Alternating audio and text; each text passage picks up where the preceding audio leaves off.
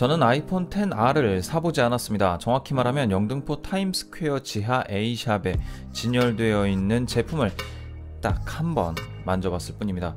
그리고 결론을 내렸죠. 이건 피해가야 할 물건이다 라고요. 점검의 세상보기 아이폰 XR 사지 말아야 할 단 한 가지 이유, 지금 시작할게요.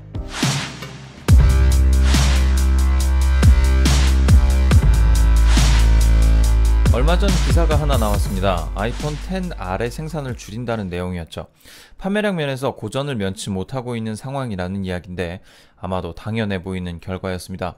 아이폰은 잘 만든 휴대폰입니다. 현존하는 어떤 휴대폰보다 좋습니다. 시스템이 너무 폐쇄적이라 쓰기 어려운데? 라고 말할 수도 있습니다. 저도 개방된 안드로이드가 불편한데? 라고 말할 수 있죠. 바로 시각 차이라고 얘기할 수 있는 겁니다. 여튼 좋다 나쁘다를 결론짓는 단 하나의 팩트는 성능입니다. 아이폰 XR은 기존에 나와있던 어떤 아이폰보다 좋은 아이폰입니다. 칩도 A12 칩이 들어가 있고 램도 3GB 램이 탑재되어 있죠. 아쉬운 점은 디스플레이가 LCD라는 점인데 이도 애플의 특유의 손길로 알맞게 맞춰서 나왔습니다. 채도 발광성 면에서 좀 떨어진다고 판단할 수는 있겠지만 크게 문제될 건 없는 수준이죠. 그럼 당초에 뭐가 문제냐? 페이스 아이디 잘 되고 전면 베젤도 10이랑 비슷할 텐데 나쁘다고 폄하하는 이유가 도대체 뭐냐? 라고 말할 수 있습니다. 이렇게 얘기하는 이유를 설명하려면 먼저 아이폰 플러스 계열의 휴대폰이 나왔을 때의 이야기를 먼저 해야 될 것 같습니다. 먼저 몇 번 들어가는 거야? 아이폰은 한 손에 들어오는 크기로 각광을 받았고 아무리 커져도 4인치를 넘기지 않을 것처럼 이야기를 했었죠. 잡스의 유작인 4의 경우도 한 손으로 매우 편리하게 컨트롤이 가능했습니다. 하지만 잡스의 사후 아이폰 5가 나왔고 이후 6로 이어지면서 플러스까지 나오게 됐죠. 이미 아이폰 기본형의 크기는 LCD만 4.7인치까지 커진 상태였습니다. 게다가 플러스는 5.5인치라는 엄청난 대화면을 자랑했죠. 그때 당시에 나왔던 노트의 크기에 필적할 정도로 굉장히 커다란 크기를 자랑했습니다.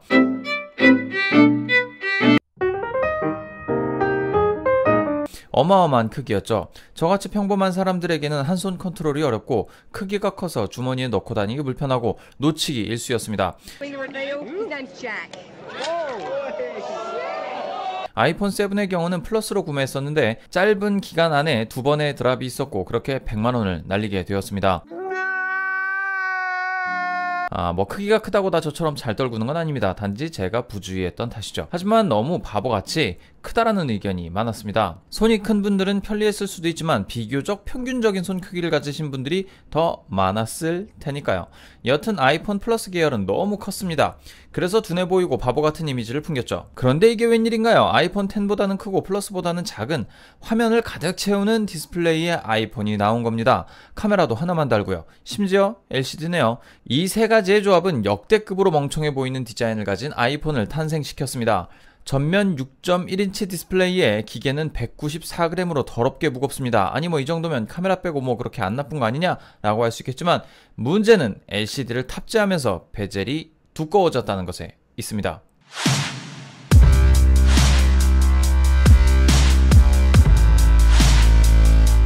안 그래도 아이폰 X의 베젤은 여타 다른 베젤리스 폰들보다 베젤이 좀 더 있어 보이는 느낌입니다. 그래도 OLED 탑재하면서 많이 간소화시켜서 딱 보기 좋은 형태로 가공한 것 같기는 했습니다. 하단 부분에 액정을 말아 올려 기계 안쪽으로 집어넣는 설계를 감행하면서까지 디자인에 최적화된 설계를 진행했죠. 하지만 아이폰 XR은 어쩔 수 없었던 것 같았습니다. LCD의 컨트롤러는 보통 하단에 자리 잡게 됩니다. 이에 따라 하단에 일정하게 베젤은 존재할 수밖에 없죠. 아이폰은 일정한 테두리를 일종의 패밀리룩처럼 생각하고 있는 듯합니다. 이에 따라 같은 형태의 아이폰이 탄생하긴 했습니다만 아이폰 XR 같은 경우에는 베젤이 상대적으로 두꺼워지는 결과를 낳았습니다. 패밀리룩을 따라하려다 보니까요. 그리고 덤S 같은 디자인이 되어버렸죠. 뭐 이거나 저거나 별 차이 없고 그냥 베젤이 조금 더 두꺼울 뿐인데 이게 얼마나 바보 같니? 라고 생각하실 수도 있겠습니다만 결론은 이겁니다. 아이폰 XR은 베젤 때문에 사면 안됩니다. 이미 사신 분들께는 죄송한 말씀입니다만 안 그래도 아이폰 X 디자인의 마이너스 포인트였던 상대적으로 두꺼워 보이는 베젤리스 디자인은 아이폰 XR에서 더욱 두꺼워지게 되면서 더욱더 마이너스 포인트가 되었습니다. 가격은 더 싸게 아이폰 X보다 더 좋은 성능으로 폰을 사용할 수 있다? 매일 보는 폰이 볼 때마다 눈에 거슬린다면 그것도 고역입니다. 돈 몇 푼 아끼자고 XR로 갈아타는 우를 범하는 것은 좋지 않아 보이네요. 차라리 XS를 구매하시는 것을 추천드립니다. 물론 XR이 XS보다 38만원 더 싼 것은 사실입니다. 여기에서 팀 쿡의 화법을 구사할 수 있겠네요. 보통 2년 약정 할부로 구매 시 한 달에 9,000원 내외의 비용으로 아이폰 XR 살 걸 아이폰 XS로 갈 수 있습니다. 뭐 한 달에 한 끼 굶는 거 어렵지 않잖아요? 정말 말 그대로 가고 있습니다. 하지만 이건 확실합니다. 비싸다고 내가 갖고 싶은 거 다운그레이드해서 사면 후회합니다. 철저하게요. 뭐 그렇다고 아이폰 XS, XS 맥스 사란 얘기냐? 아닙니다. XR만 피해 가시면 됩니다. 선택지는 많이 있습니다. 아직도 7 나오고 있고요. 아직도 8 나오고 있습니다.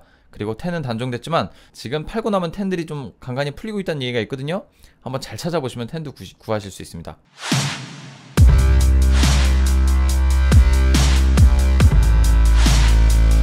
결론입니다. 차라리 아이폰 SE 케이스에 디스플레이 디자인만 베젤리스로 나온다고 했으면 잘 팔렸을 수도 있을 것 같습니다. 지금의 XR은 아이폰 SE를 계승한 것 같은데 결과는 과거 나왔던 아이폰 C의 길을 답습해 가고 있네요. 그러니 괜히 사고 후회하지 마시고 좀 더 공력을 끌어모아 아이폰 XS 계열로 가시길 바랍니다.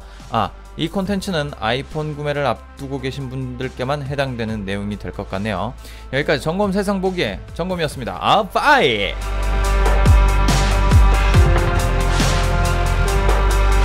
왜 이게 그런 사람들한테만 제한이 되냐면 사실 안드로이드 쓰거나 다른 휴대폰 쓰는 사람들은 별로 이게 그렇게 안 와닿는 얘기예요. 사실은 뭐 베젤 조금 두껍다고 뭐 이게 뭐 더 바보 같아 보이고 둔해 보이고 이게 상관 있나?